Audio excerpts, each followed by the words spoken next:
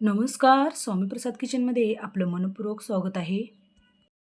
तर 3 वर्षाच्या या अधिक मासाच्या सगळ्यांना हार्दिक, हार्दिक शुभेच्छा.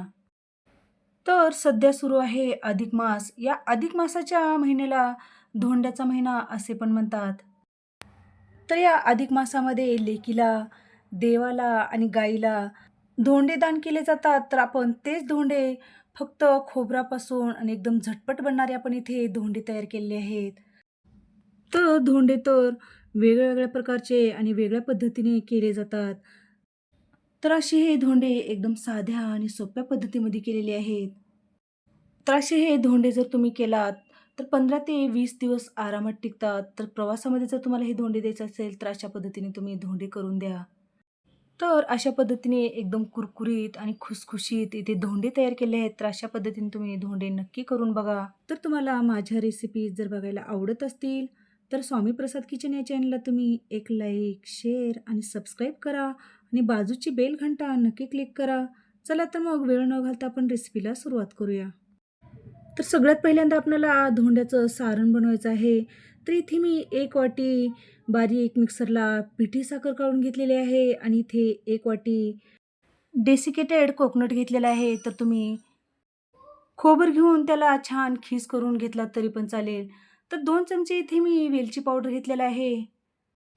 तर इथे एक डिश घेतलेला आहे आणि त्या डिशमध्ये आपल्याला जी पिठी साखर घेतलेली आहे, ती पिठी साखर घालून घ्यायचं आहे.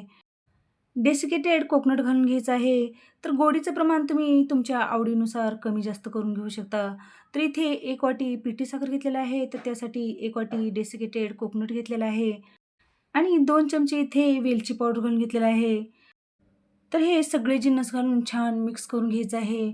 साखर, खोबरं आणि वेलची पावडर आपल्याला एकजीव होईपर्यंत छान मिक्स करून घ्यायचं आहे. तर हे सारण तुम्ही एकदाच जर करून ठेवलात, 15 ते 20 दिवस किंवा 1 महिनाभर हे सारण आरामात टिकते. तर इथे आपलं हे मस्त आपलं धोंड्यासाठी सारण बनवून तयार झालेलं आहे.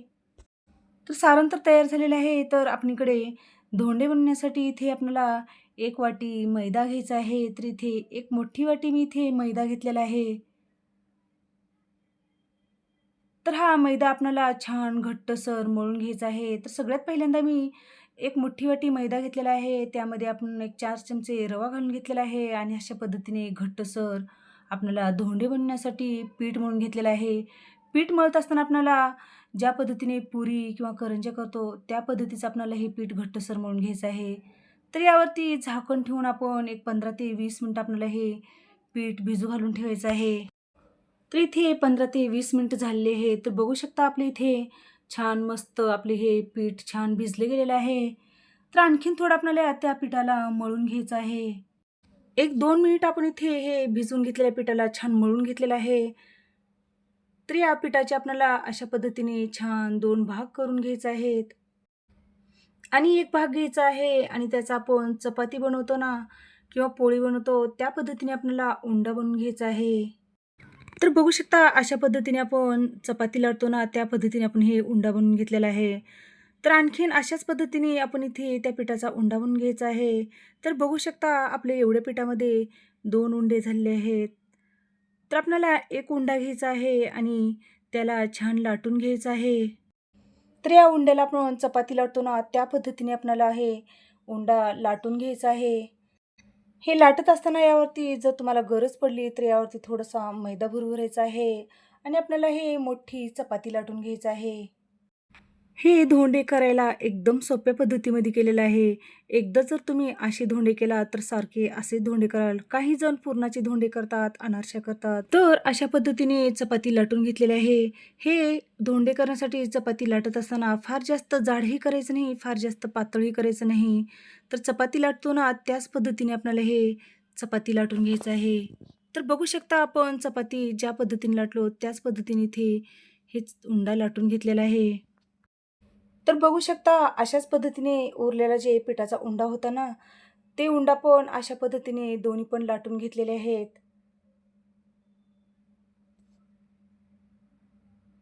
तर इथे आपण जे धोंडे करण्यासाठी सारण बनलेलं आहे, ते सारण या आपणाला चपातीवरती एक-एक चमचा ठेवून द्यायचा आहे. तर बघू शकता अशा पद्धतीने पूर्ण चपातीवरती आपल्याला एक-एक चमचा हे धोंड्याचं सारण ठेवून द्यायचं आहे. अशा पद्धतीने आपण जे खोबऱ्याचं सारण या चपातीवरती एक एक चमचा घालून ठेवले आहे, त्यामुळे आपली एकदम धोंडे एकसारखे तयार होतात. तर एका चपातीवरती आपण अशा पद्धतीने हे सारण ठेवून दिलेलं आहे. जी आपण दुसरी चपाती केलेली आहे, ती दुसरी चपाती आपल्याला या सारणावरती ठेवून द्यायचं आहे. आता जे आपण यामध्ये सारण घालून घेतलेलं आहे, त्याच्या कडेने आपल्याला अशा पद्धतीने हाताने थोडंसं दाबून घ्यायचं आहे. म्हणजे हे सारण पसरणार नाही. असे धोंडे केला की एकदम झटपट आणि एकसारखे बनवून तयार होतात. जर तुम्हाला या ठिकाणी दुसऱ्या पद्धतीमध्ये जर करायचं असेल, तर तुम्ही एक-एक छोटे-छोटे गोळे घेऊन लाटून तुम्ही हे धोंडे बनवून घेऊ शकता. तर बघू शकता आपण जेवढे आपण एक-एक चमचे यावरती सारण घालून घेतलेलं आहे, त्याच्या कडेने बोटाने अशा पद्धतीने दाबून घेतलेलं आहे. कढीनी दाबून घेतल्यानंतर इथे एक कार वाटी घेतलेली आहे किंवा धारदार असलेली वाटी घेतलेली आहे आणि आपल्याला त्यावरती वाटीने व्हिडिओत दाखवल्याप्रमाणे दाबून-दाबून आपल्याला अशा पद्धतीने हे धोंडे बनवून घ्यायचे आहेत. तर बघू शकता अशा पद्धतीने धोंडे एकदम करायला एकदम सोपे पण आहेत आणि एकसारखे आपले इथे धोंडे बनवून तयार होतात. जर तुम्हाला माझ्या रेसिपीज जर बघायला आवडत असतील, तर स्वामी प्रसाद किचन या चॅनलला तुम्ही एक लाईक, शेअर आणि सबस्क्राईब करा. तर बघू शकता इथे आपण मस्त खोबऱ्याचे धोंडे बनवून घेतलेले आहेत. तर हे धोंडे आपण एका प्लेटमध्ये काढून घेऊया. ते एकदम गोल, गरगरीत आणि पांढरी शुभ्र आपले इथे धोंडे बनवून तयार झालेले आहेत. तर आपल्याला एक-एक करून हे सगळे धोंडे एका प्लेटमध्ये काढून घ्यायचे आहेत. तर बघू शकता एकदम गोल-गोल, गरगरीत आपले इथे एकदम एकसारखे आपले इथे धोंडे बनवून तयार झालेले आहेत. तर हे धोंडे आपल्याला तळून घ्यायचे आहेत. तर इकडे गॅसवरती कढईमध्ये तेल ठेवलेलं आहे आणि आपल्याला हे तेल आपल्याला छान गरम करून घ्यायचं आहे.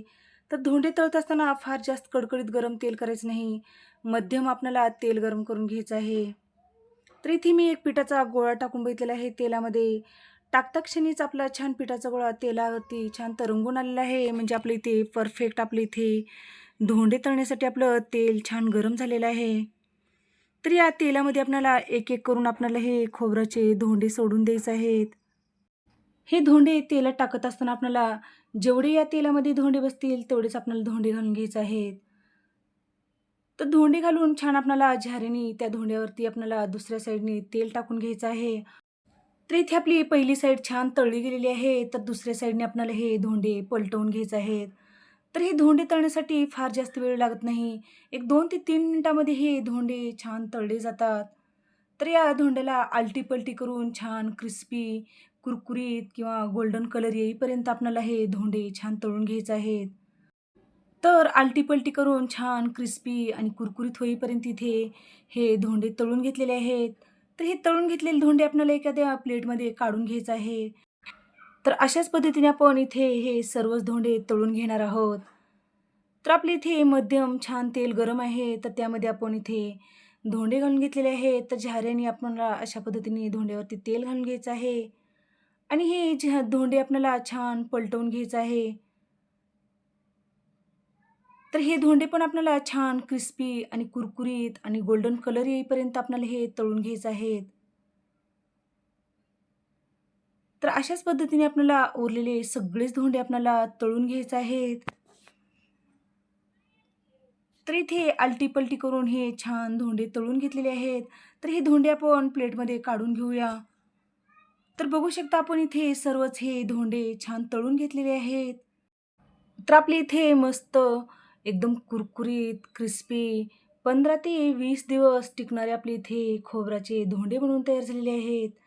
तर एकदम साध्या आणि सोप्या पद्धतीमध्ये आपण इथे धोंडे तयार केले आहेत. तर तुम्ही नक्की अशा पद्धतीने धोंडे करून बघा. चवीला अप्रतिम लागतात.